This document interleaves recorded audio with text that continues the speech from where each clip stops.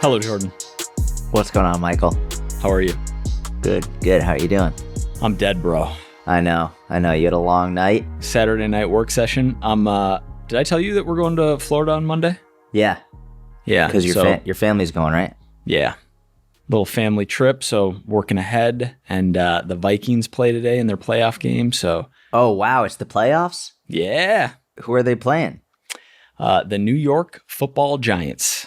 Wait, didn't you say you wanted to be off by noon so you could just hang out and watch football today? Yeah, but then Gary's workout got pushed a little bit. Oh, yeah. Got it. Yeah. Forgot. Okay. All right, cool. The Vikes aren't on until 3:30. That's the most important game. Vikes versus the Green Bay Packers, you say? Or New York Jets? The New York Giants. New York Giants.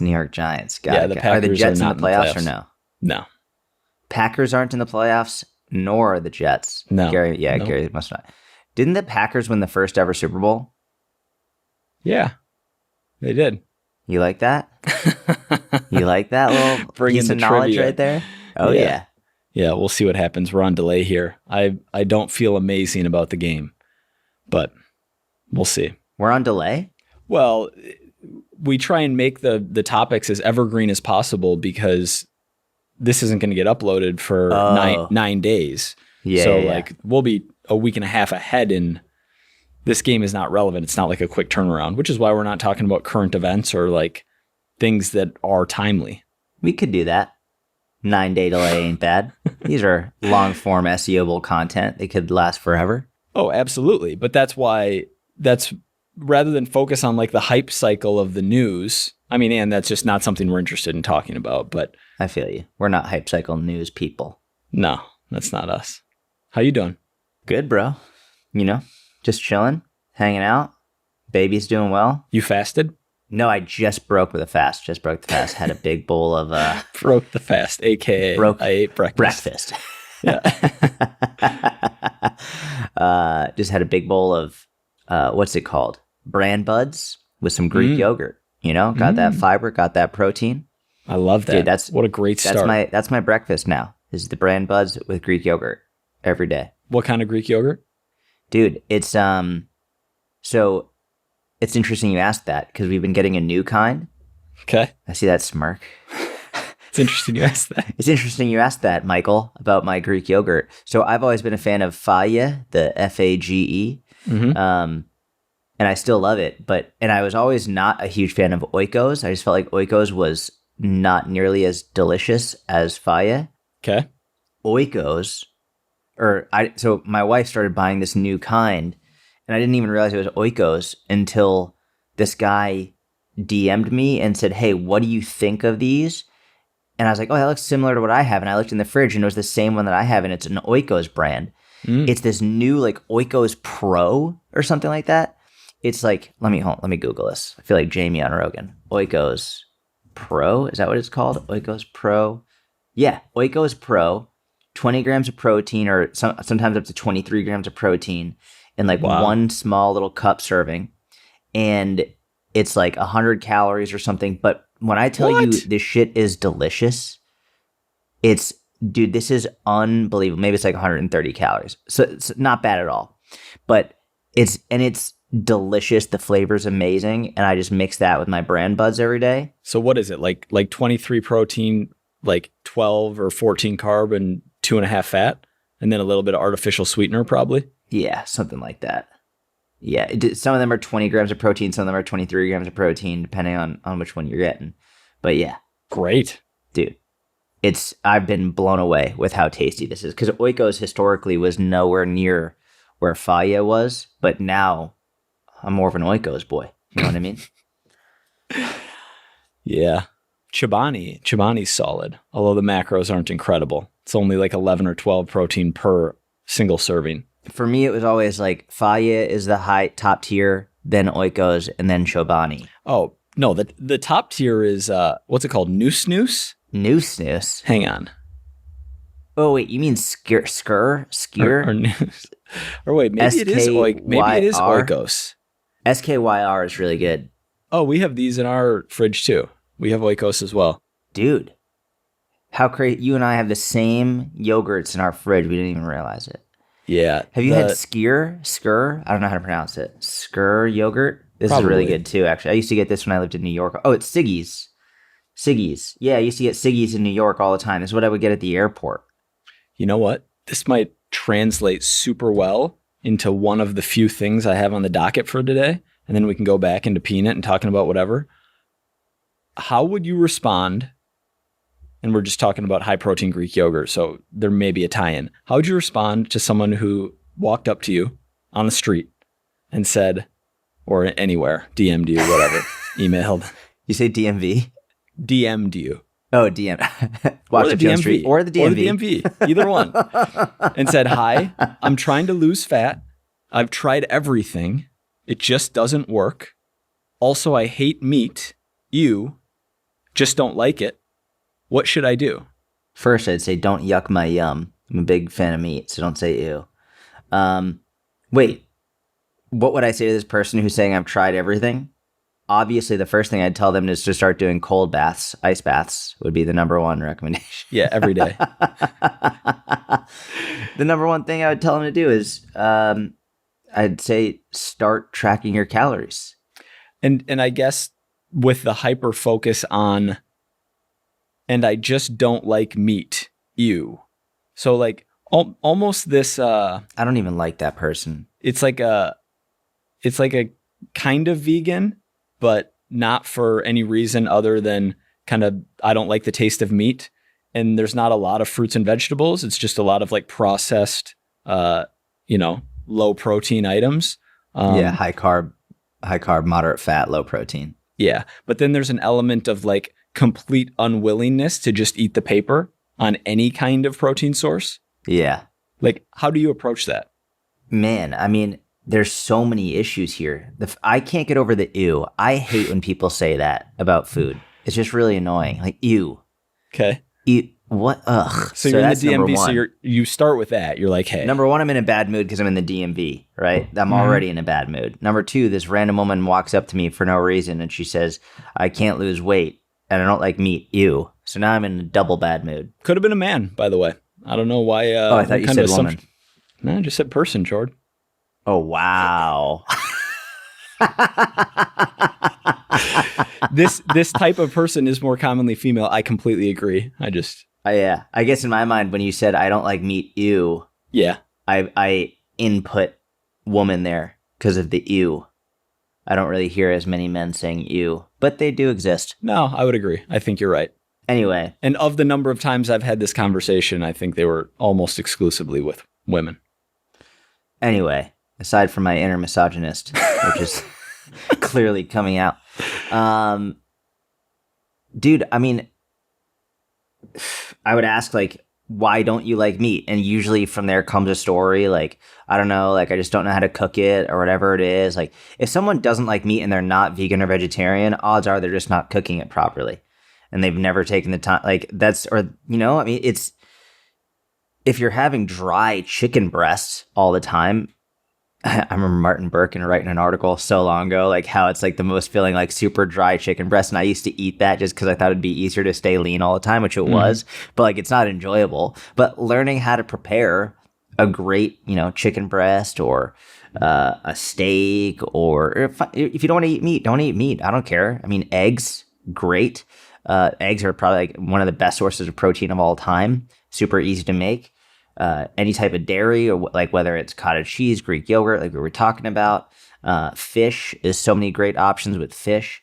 Tofu, seitan, any of that stuff you want to have with that. But like, yeah, the number one thing I would say is to track your calories. And then from there, like if you want to learn how to cook better meat, then that'd be a really good idea. But you don't need to eat meat. Like you don't have to, but it's so convenient. Yeah, you don't have to, but it does make the process so much easier. And when this person doesn't have like a real reason not to be eating meat, meaning there's no moral claim around veganism and there's no like, I think it's unhealthy to eat meat. They're not even saying that. They're just saying like, I don't really like it. Even a well-prepared, like a perfectly prepared chicken breast, an Oreo beats that 100 times out of 100 from a taste perspective. So it's not even like it's like, oh, you don't like meat? Like, okay, let's find a way to like it a little bit more, and let's do something that we don't like sometimes because you say you want this result and you've tried everything and nothing works. Like, okay, then you're going to have to. And now, like you just said, there are other options. It's harder, but there are other options. But similar to the Clips Nation that you had about, coaches saying just find a form of fitness that you enjoy and do that, and how that's overrated. And sometimes you need to do something, whether it's strength training, whether it's zone 2 cardio. There are things you need to be doing just because they're good for you, whether or not you enjoy it. Same thing goes here. Like, sometimes you need to do things that you don't really love, that aren't your favorite thing, because you want the end result. Preaching. Clips Nation. 106 weekly uploads. Wow. Anyway, that was just a very specific like avatar of a person. Can't think of a better word than avatar. I hate that word because it makes me think of create your perfect avatar. Yeah. Make your perfect avatar. Speaking of sales, when is this episode going live? 17th, 24th. So today's January 24th when it is uploaded. And when's our sale? February. Yeah, in February, we're having a huge sale. What percentage off? Is it 30% off? Is that what we're going to do? $300 off. $300 off. $300 off to join the online fitness business mentorship starting in February. We're going to have a big launch.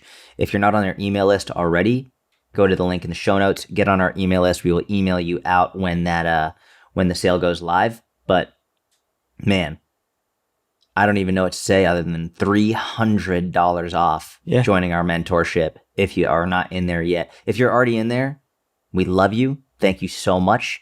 It's been an incredible few years already and can't wait for more. If you have been in there previously and you're thinking about rejoining, here's a good opportunity. We would love to have you back. And if you've never been in there, well, you're missing out. That's a big thing to be missing out on. And $300 off the online fitness business mentorship coming in February 2023, big sale.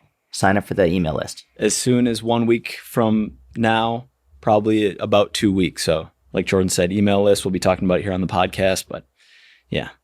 What else you got? Man, trying to think, what else do I have going on? Dude, not much, man. Baby's good. Thank God. Baruch Hashem. Baruch Hashem. She's good. Baruch Hashem. She's doing great. Baruch Hashem. She's, so Baruch. Baruch. Nice. That was good. Baruch Hashem. Baruch Thank God. Hashem. Oh, that means thank God? Yeah. I like that. It literally translates to bless the name. But like, yeah, it essentially means thank God. So yeah, man. Baby's doing great. She's really good. Wife is doing well. We're, we're looking for property for houses right now. Trying to figure that whole thing out, which is intense to say the least. And do you want to talk about that, or is not so much? Dude, if you're interested in talking about it, I will absolutely talk about it. I'm actually more interested in where the line is from a privacy perspective, and like where people draw that line with online content.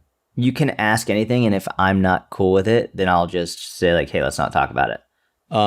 You're building. Yes, we're going to build a house. Yep. That's exciting. It's exciting. It's going to be stressful. I know for sure. So there's an architect that I met at jiu-jitsu. He's a black belt. He has his own architectural company for 30 years with his twin brother. And so he's going to build our house. We just put a deposit down on a lot to hold the lot.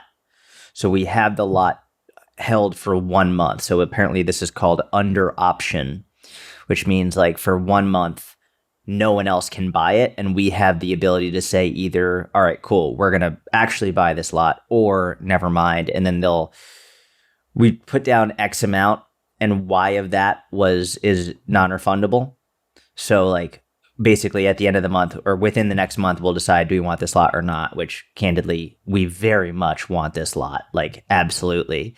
So we're going through how much is not in dollar terms, but like what % of what you put down would you lose if you didn't go through with it? It was a very small amount, very small. So it's a mostly refundable deposit. I'm not good at math, so I don't even know percentages, but a super small percentage. And the amount that we put down was not a lot either. Like the total amount of money that we put down was, so the total amount that we put down was 5% of the lot. Mm-hmm. So it was 5% of the lot. And then even a minuscule percentage of that was non-refundable. I see. Cool. So, and you're probably going to buy it. Yeah. I mean, so basically we're going through the loan process now. And we actually just filled out the loan application this morning. So figuring that whole thing out, they're going to have to go through credit scores and financials and all of that stuff. But getting all that taken care of, hopefully that will be done within the next week or so. I don't really know timelines for this stuff, but hopefully that'll be done within the next week or so. And then we can finalize the sale of the lot. And then so this is in a subdivision. There's like 11 other lots in this subdivision, and it's in an HOA, which is like, there's some good, there's some bad to it.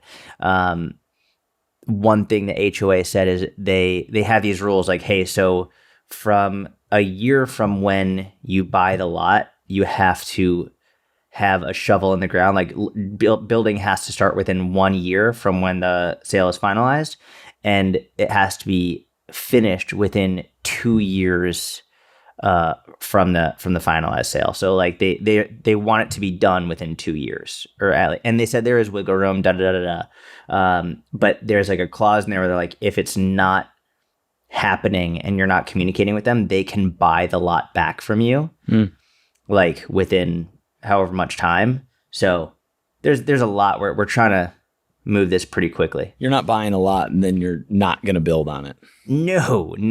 This is a resident, like we want to build a house. Yeah. But the actual building of a house is like you and I have spoken about before. There, like every single detail has to be chosen. And it's funny, like I'm talking with my wife. I'm like, she's like, I want this and I want that. And I was like, okay, well, would you like this or that? Like, for example, like, do you want like really nice doorknobs, or would you prefer to have like, I don't know, an extra bathroom, right? Type of a thing. And it's like, okay, so we're like trying to come up with concessions like, hey, maybe the doorknobs aren't really that important and we don't need really high quality doorknobs. Like I would rather have a nice bathroom or whatever it is. So it's all these things are going to be pretty intense. Yeah, a lot of decisions. Yeah. Like a lot of micro decisions. Yeah, which I'm not good with. I'm not good with micro decisions. Yeah. And the budget is a hard budget. A lot of people are like, yeah, you're going to go. No. Like, we made our budget. That is the budget. Like, there is no like, oh, well, maybe we could. No. Like, this is the budget. And I've been like very clear with that with the architect, and my wife and I are on the same page. Like, there is no like, oh, well, maybe we can just go over. I know like Max Tuning like did a whole YouTube series on his YouTube about with his house and the renovations and how he went like hundreds of thousands of dollars over budget, which I know is super common. I'm like, no, like absolutely. And who knows, maybe I'll eat my words, but like, this is a hard, like, I'm not giving myself that opportunity. It's like, this is a hard, absolutely the fuck not. This is the budget. Like get it done in this budget. That's it. So pretty serious about that. Nice. Did you just came with that number? Yeah. Rather than like hey, we're leaving at 5:30, but I'm going to say we're leaving at 10 after 5 just so we can definitely be out the door by 5:30. Yeah. My wife and I sat down, or like came up like, okay, this is the number. That's the absolute most that we are willing to spend. And I told the architect, I was like, this is it. Like, you cannot go over this. This is all we're asking for from the loan. Like, this is it. There is not a penny more that you can spend. So very, very, like, just made it really abundantly clear. Yeah. And probably 2 years before you're living in there. At least, I think. Yeah, at least 2 years. We'll still have some more good memories in the Dallas gym. Oh, yeah. Would you ever build a house? Not anytime soon. That does not sound enjoyable. to me. Yeah. Well, because like all the responsibilities that you already have as a homeowner. Well, yeah, we have no interest in selling this house anytime soon. And so. What about like within 10 years? Maybe. We'll see. Is this house the one you want to stay in forever? Anytime I've tried to make like extended plans in life, something has changed. So I can't really lock in that far in advance. You're such an ISTJ. You can't even play this imaginary game. It's just, well, probably not forever. Probably not forever. But we'll see. We'll see. Yeah. We'll play it by ear. Yeah, the thought of building is really cool because you have exactly what you want, but a lot of work, and yeah, we'll see. I'm just excited for this gym. I'm going to build a whole separate gym. That whole thing is a tax write-off. Bro, I already know what your housewarming gift is going to be.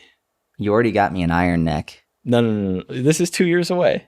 It's going to be sick. Oh, okay. It's actually not going to be that sick, but it's going to be funny. Is it a piece of gym equipment? Uh-huh. Like a big piece of gym equipment? You'll see in 2 years. Give me some hints. You want to ruin the surprise right now, 2 years early? I mean, I'm okay with it. We had a hilarious moment around this piece of gym equipment in June of 2016 out east. A leg press? Nope. Shit. You'll have to wait and see. Was it a glute ham raise? Nope. All right. We'll figure it out. Thank you in advance. As long as I don't want it to be that adductor good girl, bad girl machine. No. You're thinking too. It's a piece of, it goes in the gym. It's not necessarily like a machine. Okay. It's very uncommon. A sauna?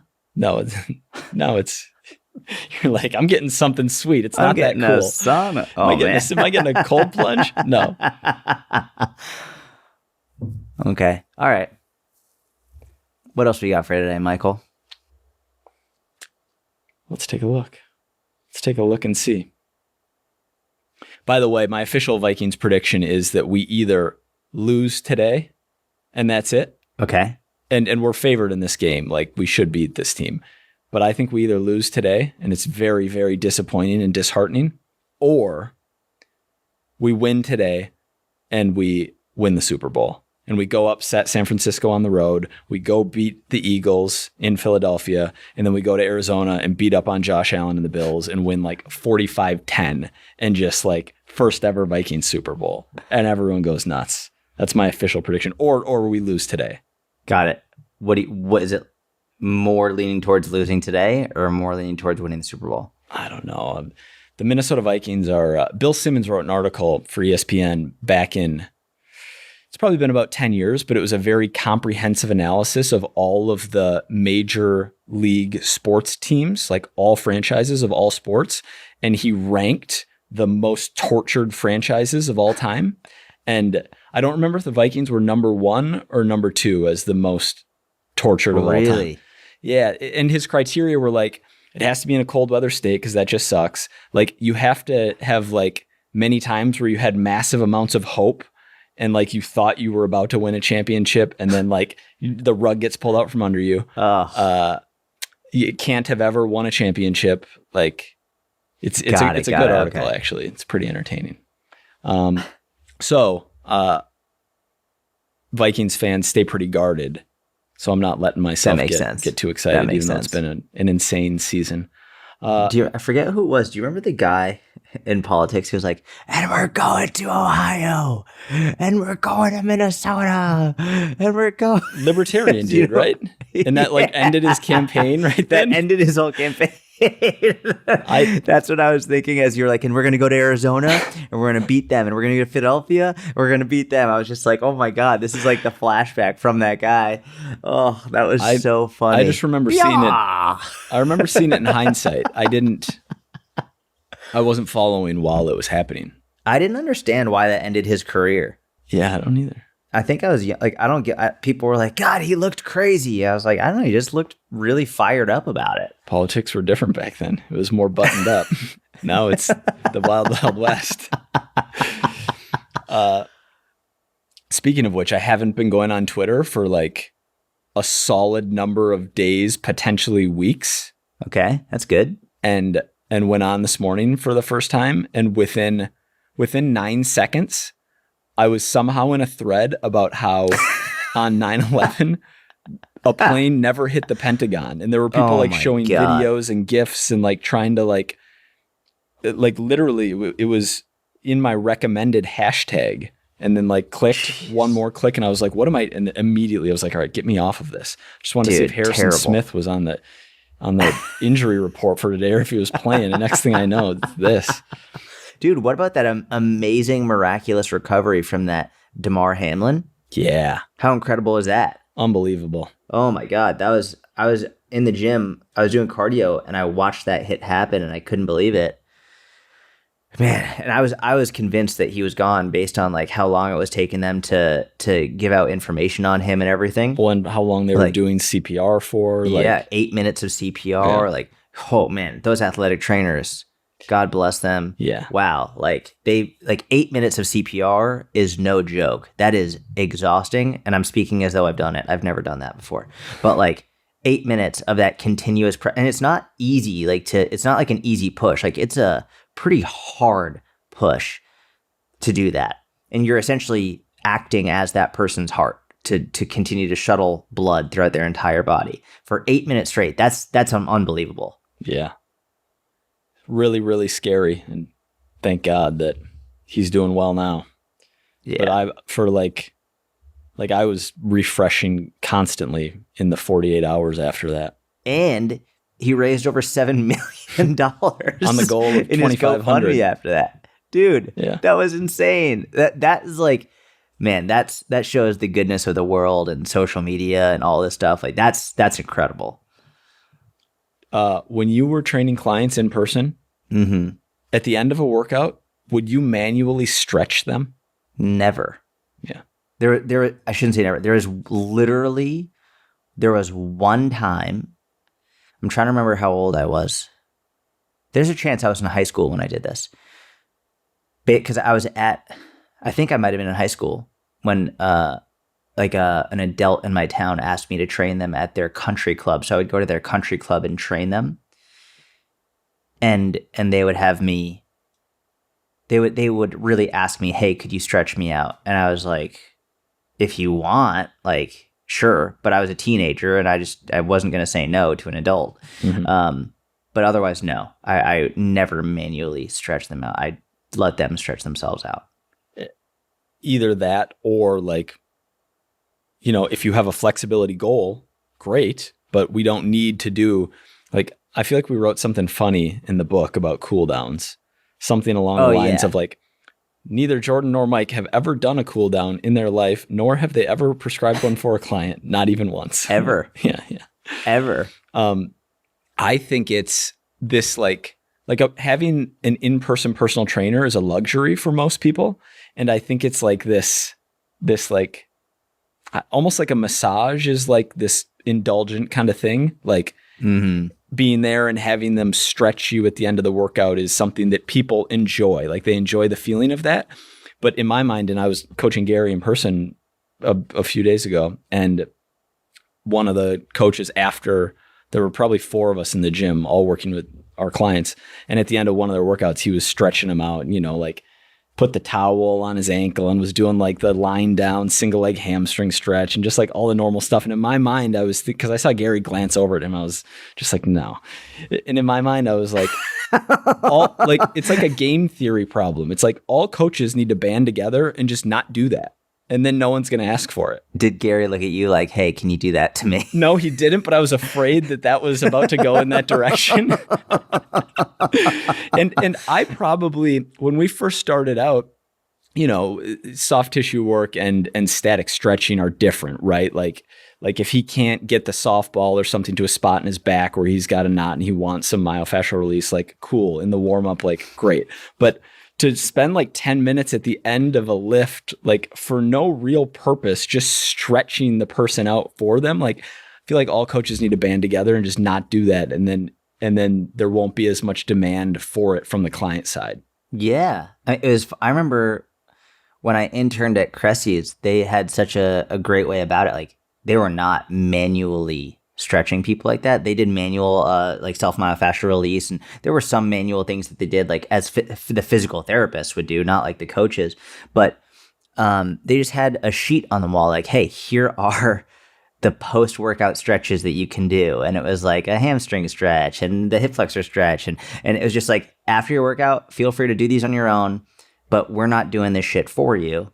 And like, I think that's the best thing to do. That's like what we have, that's what I did as a coach, whether it was online or in the membership in the inner circle, whatever. Hey, here's the shit that you can do on your own, but there's no need to have someone put their hands on you and do this for you. Like, it's ridiculous. Yeah. Should we Q&A it? We can Q&A it. I'm trying to think. Someone DM'd me yesterday. Oh no, she didn't DM me. She put in my Q&A yesterday. She said, she started off her question with, I know you hate intermittent fasting, but da-da-da-da, and I forget. But basically she was saying, but like, I really like it. And so I messaged her and I said, what makes you think I hate intermittent fasting? And she was like, well, maybe not hate, but you think calorie deficit is better. And then we had this whole conversation, da-da-da-da-da. And I was like, but what have I said that makes you think I hate intermittent fasting? And she was like, oh, well, I don't know. And I sent her a picture of our book where we have an entire section on it. And she was like, oh my God. And she was like, I don't know why that was in my head. I was like, I'd really love to know why that was in your head. She was like, maybe I was confusing you with someone else, or I don't know. But like, I can tell you why it was in her head. You've done overrated, underrated posts where you list intermittent fasting as overrated, which for many people would signal that you don't like it. Too. Yeah. But that's not true. No, I agree. Overrated, dude. It wasn't even a section. And I'm usually pretty good about advising about having nuance as well. Like, not saying that it's bad or you shouldn't do it, but from a perspective of like, it is overrated in terms of how most people view it. Yeah. Right now. Absolutely. Yeah, 100%. In 2004, when everyone thought the thermic effect of food was driven by meal frequency, intermittent fasting was underrated because we didn't need to be eating 6 small meals a day. Now, where people think it's like this magic potion, increases growth hormone, like does whatever it does, improve calorie partitioning, like more fat loss with calories being equal. Yeah.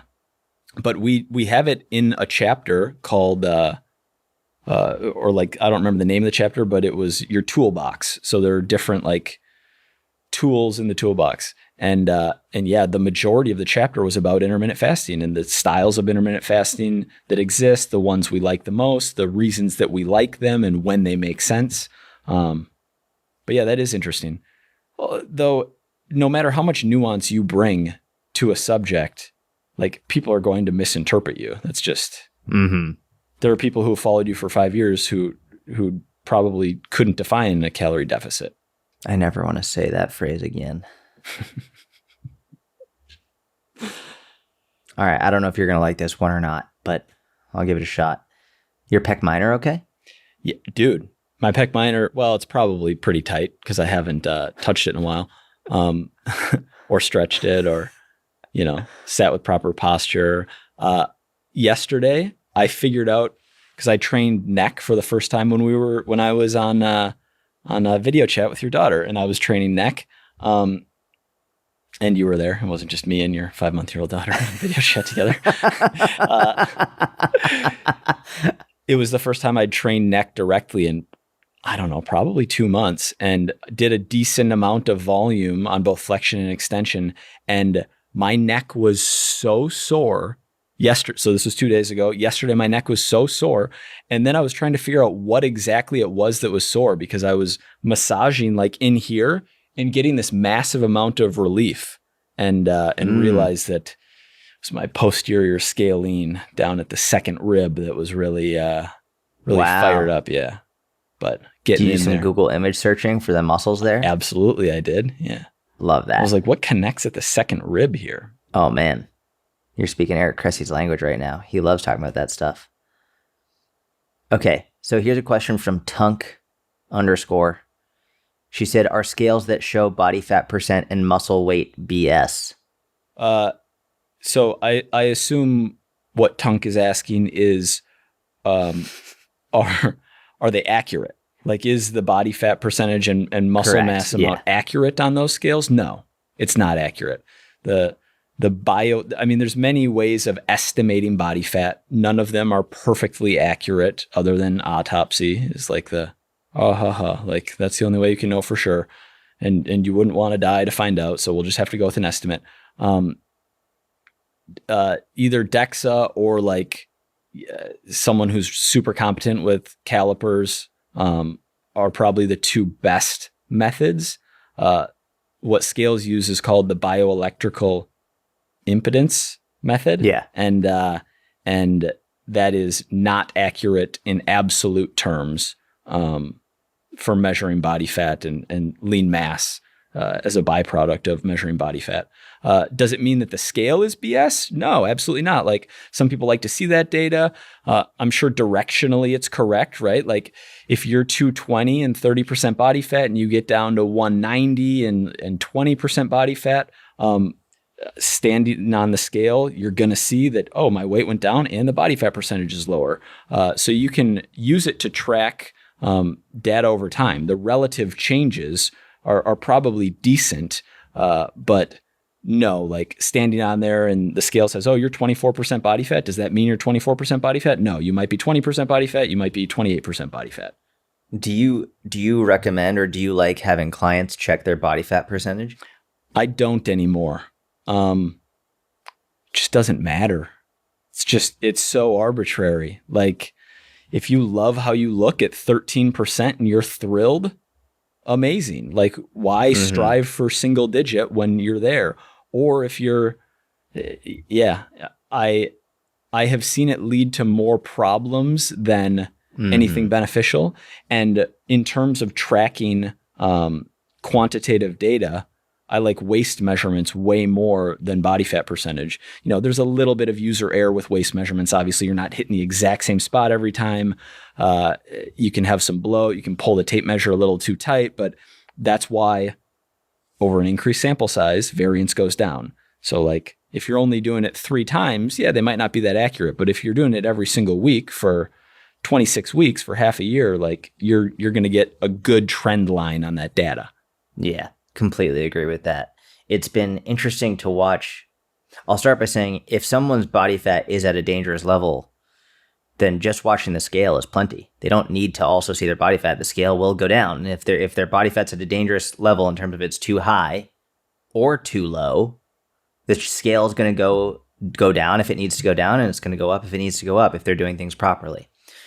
What's been interesting about the scale and about body fat, watching from my own like bird's eye view as a coach, watching clients, it's difficult enough to get clients to disassociate their self-worth from the scale, but you can do it. Getting them to disassociate their self-worth from their body fat percentage explicitly is far more difficult than that is. Because with the scale, you could say, listen, there's so many more things than just your fat. Like, there's muscle, there's tendons, there's ligaments, there's bones, there's water, there's carbs. There's so many things going on here. But when they see the body fat percent, that is supposed to be measuring only your body fat percent. And if that randomly goes up one day because of there's an error on the machine, or maybe like hydration played a role in the error. There's so many things that are potentially cause errors with these machines. It really fucks with them because they see that their body fat went up after a week or two of being perfect with their nutrition. And they're like, or it didn't go down at all. They're like, what the hell is going on? It's harder to walk that person back from the ledge at that point because they're looking at what they deem to believe is like truly their body fat percentage.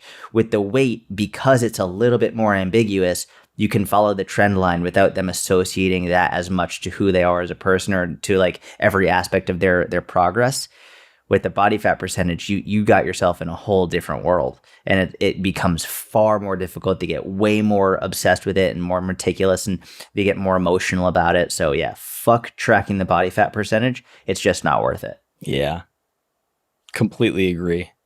Neurotic is another word I would associate with. And that might be correlation, right? Like people who want to be tracking more data might just be a little bit more neurotic. And I have a lot of guys who just are like, hey, what do you think my body fat percentage is? Because they're curious. Yeah. And you know, when I was in their position, I was thinking the exact same thing. I didn't necessarily want to be like X% body fat, but I would be curious, like, oh yeah, when I went up to Borge Fagerly at the thing in 2000, because Andy Morgan was sitting at my table and was like, "You're not single digit body fat." I was like, "I'm 9% body fat," and I was lean. Like that might have been the leanest I ever was. I was like, "I'm definitely 9% at the max." He's like, "You're 11, you're 12. I'm like, "No way." He's like, "Go ask Borge." I was like, "Fine." Guy's eating his meal. He's sitting with like all these OGs in the industry. I'm like, "Borge, what's my body fat percentage?"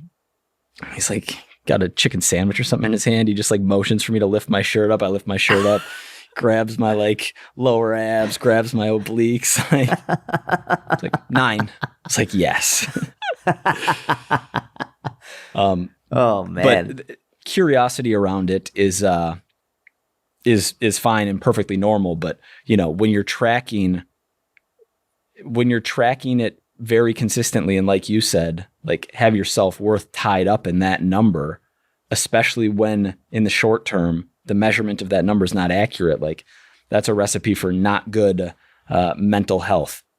Not to mention, like, you go get a DEXA, it says you have you're 160 pounds, you have 120 pounds of lean mass, you're 25% body fat.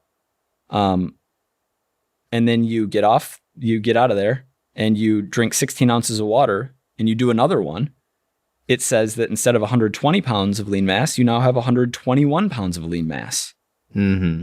Did you just gain a pound of muscle?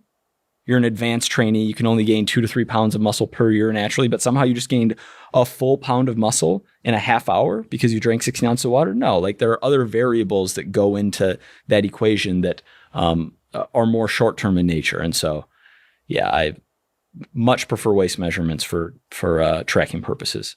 Like that.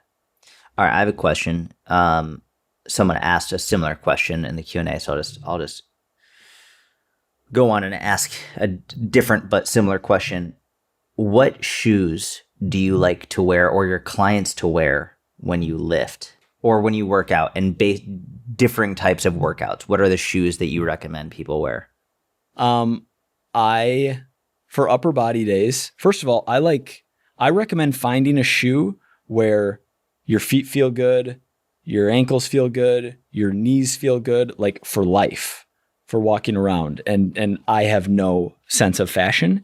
And so I understand that people are willing to, like, you know, take some like negative health effect, joint effect for the upside that the fashion of a certain shoe that suboptimal brings. But I've been using the same shoe for the last 7 years, the same tennis shoe, and not the same exact. You buy new ones, right? Yeah, I buy the same one. You know, once they. Which one is it? Which one do you buy? It's a Nike cross trainer. I believe it's the Air Pegasus 37. Okay. 36 or 37 or 38, one of those. But yeah, just the right amount of heel support. It feels really good. And so for upper body strength training, I just wear those. I'm not putting on any special kind of weightlifting shoe. If I'm training core directly, if I'm training upper body, I'm just wearing my normal shoes. If I'm training lower body, I'm usually working out in my socks. You know, something flat and hard, right? So something that doesn't have a soft, cushy sole like my Nikes do, like running shoes do, like most athletic trainers do. Converse, Chuck Taylor, you know, I guess those like finger toe shoes there's not a lot underneath them. So if you want to rock those, like that's better than rocking something with a 3/4 inch soft sole. But the increase in performance and reduction in injury risk that comes from wearing something thin and hard compared to bigger and squishy, when you're training relatively heavy lower body, like makes it a no-brainer. Yeah, I definitely bought squat shoes at one point. Probably no way. No way. Yeah. How did I not know this? Yeah. Did you buy the Adidas Addy Powers? I don't remember. All I know is were they red? All I know is no, they weren't red. I think they were black and white. Were they white? All I know Black and is white, that okay. how did You this? bought Olympic lifting shoes? Here's what happened. Stop it. I was squatting. Maybe it was even earlier. Maybe it was 2011. I don't remember. All I know is the first time I ever saw someone elevate their heels on a squat, I was like, oh, I'll try that. And I did it. And I was like, oh, this is nice. And then I realized there were shoes that had that built in. And I was like, oh, I'm going to get those. And then I had, what does Cressy say? I had $1 squat and No, $100 Louis shoes. Louis Simmons. Yeah. Although I didn't have $1 squat at the time. I had a $100 shoes and a 10-cent squat. Yeah. It was $100 shoes and I don't know, maybe like a $28 squat. It's not bad. It was $18 squat. I don't know. I just had no idea you bought squat shoes. That's so funny. I never, ever would have guessed that. What kind of shoes do you like for training? Very similar. I will say I recently tried deadlifting in running shoes just to see. Mm-hmm. Dude, it's awful. Interesting. Deadlifting in running shoes is so bad. That force transfer is not everything you dreamed of. So never mind, dude, the balance. Oh. My weight is shifting forward and backwards the whole fucking time. I feel like I'm on a seesaw.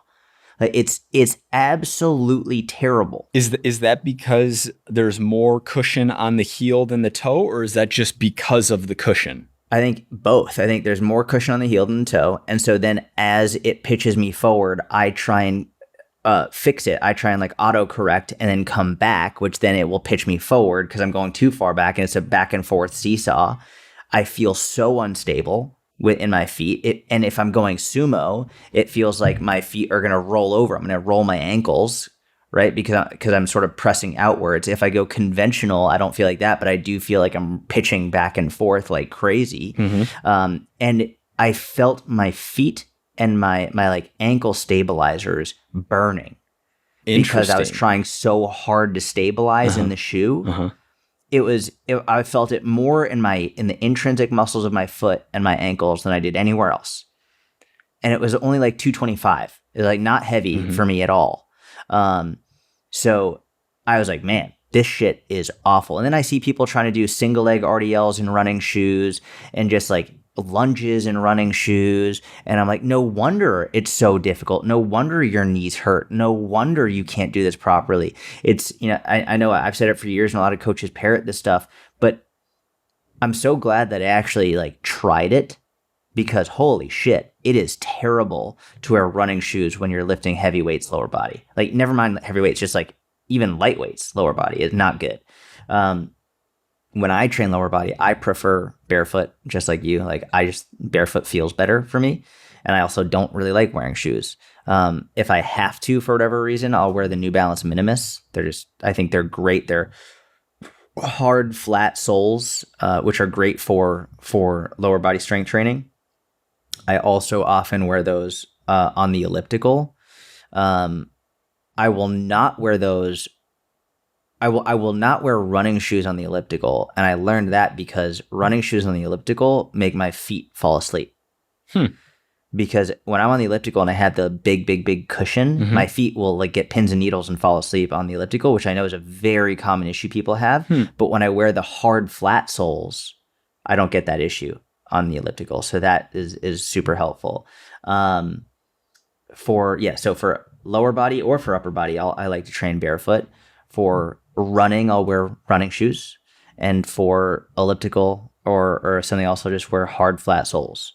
But if you don't like going barefoot, then a hard flat sole is great. I know a lot of people don't like the Converse All-Stars. There's a huge talk about like the toe box and hey, you need a wider toe box for your toes, which listen, I pulled 4 times my body weight in Converse All-Stars. It doesn't have a wide toe box and it was fine. I think what's more important than having a wide toe box when you lift it's more important to have a wide toe box in everyday life. Because if you're lifting a couple times a week for like an hour, it's not a big deal. Find what is comfortable for you.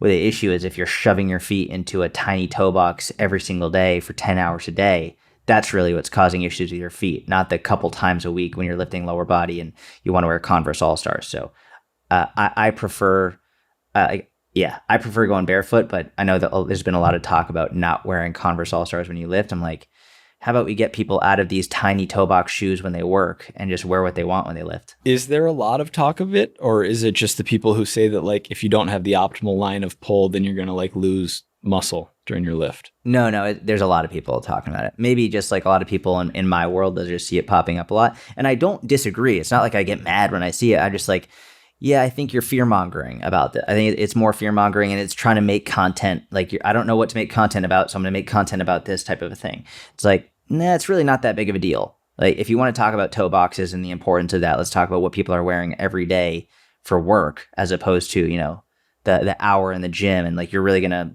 fear monger about the toe box when they're doing their deadlifts and their Converse All-Stars. Come on, it's not that big of a deal. Yeah. Cool. Okay, so here's one I've changed my stance on over the years. I want to get your thoughts on it. Brooke Robinson asked, is it okay to work out every day, no rest days? And she added, when you're trying to lose weight, but I just want, like, is it okay to work out every day, no rest days? Yeah, but you need to properly regulate intensity, and you need a well-designed program.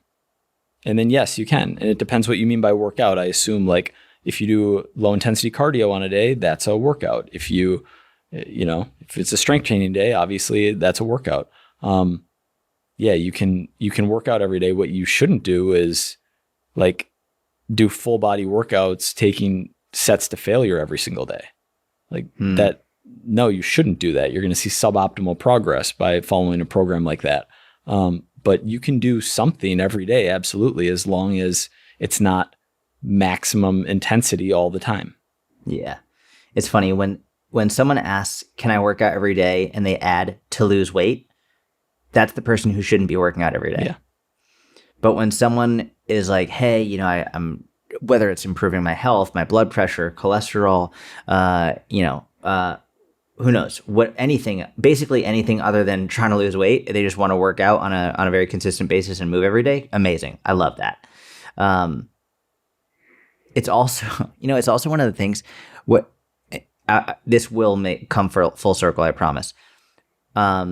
In politics, like for people in the head of politics, you want people who are the leaders who actually don't want to be leaders, right? Like you want people who are your president, who are congressman, congresswoman, whatever, who don't actually want that. Like they don't want that responsibility. They don't crave the power, but they're there because like they need to be there. Like, that's who you want. The people who I'm okay with like working out every day are the people who don't want to work out at all. Like are the people who are like, ugh, like I just like you put it in their schedule. It's something they do every single day, just like brushing their teeth, like showering. That's the person who I'm actually more okay with working every day. The person who wants to and craves it and has this like unhealthy obsession with it, that's the person who needs to temper it a bit and take more rest days. So for the person who's like, can I do this so that I can lose weight more quickly? No, absolutely not. Like if you want to walk, go for it. Like that's great. But you're not, like you said, you're not having a crazy intense workout. You're not doing high intensity interval training. You're not lifting to failure. Like you can do very low intensity movement every day, but you're not working out every day. For the person who does not want to work out at all, I'm actually much more okay with like programming something every single day. And can I and should I are slightly different questions too. Should I work out every day? I really want to lose weight. No, you probably shouldn't. Can I? Well, yes, we could design you a program where you can safely and effectively work out every day. Yeah. And really defining what is a workout. Is 10,000 steps a workout? Is zone 2 a workout? Is stretching and mobility a workout? In my mind, yes, definitely a stretching and mobility session and definitely zone 2 cardio. I don't know if you count like daily step count that just accumulates throughout your day. I probably wouldn't call that a workout, but like setting aside X amount of time to do something fitness related, I would consider. What about setting aside time to go get 10,000 steps? Yeah, that's called cardio. but I wouldn't if it's like, oh, I parked in the furthest parking spot away and picked up 500 there. And then I like later on in the afternoon while I was on a phone call, I walked around the basement and picked up 2,800. Like, no, I don't consider those workouts. All right. So someone asked, what do you do when your coach has had you at a cut for 3 months with no results? That's a great question. We'll end on this one. I'm running out of steam. We're an hour in. But I love this question. I like how it flips the script. So if I'm a client, if I've been cutting for 3 months and I've seen no results, and I'm going to take this person's word, I'm going to assume that because like the type of person who asks this question is like, they're not doing it properly. It's not the coach's fault. Not only are they not doing it properly, but also they're like, bless his or her heart, like there's a level of like social unawareness and like, so I assume I would ask the coach some kind of question before the 3-month mark. And when you say not seeing any results, I assume you mean your waist measurements have not changed even 1/4 of an inch in 3 months. The scale has fluctuated in the same range and has not gone down at all in 3 months. I don't even know how you get to that point. Really, like without some kind of, I'm slightly baffled, actually. I think I'm legitimately speechless. I was thinking about it because it's on my Q&A. I was thinking about answering it and being like, well, first, I would not blame your coach. I would look at your consistency, number one. But I think the way you framed it first is, hey, let's look at your actual progress. Have your measurements gone down at all? Has your weight gone down at all? Has your strength gone up at all? Has your relationship with food improved at all? Let's look at all markers and let's see if there's anything there. If there's literally nothing, you haven't made any improvements whatsoever, I say that's got to be your fault, not the coach's fault. Because even a shitty program done consistently is going to produce some level of result, like something. Yeah, that's true. Whether it's strength or a slight amount of recomp or something, I agree. But if they're specifically trying to lose fat, the one area where it could be the coach's fault is if the coach just has them at maintenance for 3 months and never adjusts their calories, and they are actually like nailing it. But what's far more likely 99% of the time is what you said, a consistency issue on the client end. I've just never seen, and I'm not saying it doesn't happen, especially with the rise of like more, which I don't even understand, the coaches who are against fat loss. Like, what are you hiring them for then? But like, I haven't seen any coach really over prescribe calories. Like, if anything, I've seen coaches going way too low early on, and then that becomes unsustainable. But for someone to be like, hey, we have you at maintenance, like, that's got to be really slow. Like, and that's, I'm not saying it doesn't happen, but that's pretty rare. Usually it's the opposite. And I'm going to stand by it. Like, you know what? Even if your coach does have you in maintenance, unless you're like you, Mike, we're like, all right, cool, I'm going to literally follow this to the T and do it. Most people, like, if they change their nutrition, they start eating more fruits and vegetables, they start having more protein, they start getting their steps in, all this stuff, they're going to make progress. Like, they'll probably end up eating fewer calories than they should, or even just fewer calories than they were before, and end up losing some weight. Like, I'm saying this is the client's fault. Like, well, it's definitely the client's fault. I'm just trying to think of what to ask at that 3-month mark. Yeah. It's look in the mirror. What it probably is just lack of skill at tracking / willful blindness, like 4 or 5 days a week are like in range. And then you don't think that those 2 4,000 calorie days are hurting you, but they are. And yeah. How's your nutrition been? Not great. Not great. Not great. It's January 15th. The holidays were the holidays, and I haven't really like pulled myself together here in the new year. Something I realized is this is a really busy time even for someone not trying to grow their business. Like, I onboarded more clients for beginning of January than I had for all of 2022. And, in December. Wait, you onboarded more clients in January? No, during any week, any like. Got it. Yeah. That, I was like, holy shit, you had a big couple weeks. No. And then like adherence on updates in December, it's like minimal. And then in January, it's like through the roof. And so things have been busier. Like, I'm planning on dialing in my nutrition from a food quality point of view here. Yeah, like this week. Nice. Yeah. Your nutrition's always dialed. Nutrition's been good. Alcohol's been too high. So I'm going to dial that back a little bit. Everyone needs a little something. Yeah. I last night I didn't drink, which was good. Just it's just been like a fun way to sort of wind down at night, but I was like, I think I need to chill out with the alcohol a little bit. So I think I'm going to take a few weeks away. Cool.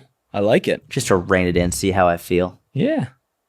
I love that. And compare your sleep data too. Yeah, I need to look at my sleep data. I don't think it's been negatively affecting my sleep, to be honest, but we'll have a look. Go a few weeks without it, and then you have that data, and then look back. Because I remember we did this probably about a year ago at this time. We were looking at that. Maybe make a YouTube video about it. Compare that data. This is when I was drinking. This is when I wasn't drinking. That'd be a great YouTube video. Yeah, everyone listening, take that idea. Make it into Instagram content, YouTube content, podcast content. If you have one of these watches, I have a Garmin. Mike has a Garmin. If you have an Apple Watch, Whoop Strap, whatever, you've got so much data you can make content with. Yep. Absolutely. That's it. Good pod. Thanks for listening. We'll be back next week. Weekly uploads 2023. Have a great day. We'll see you soon. See you.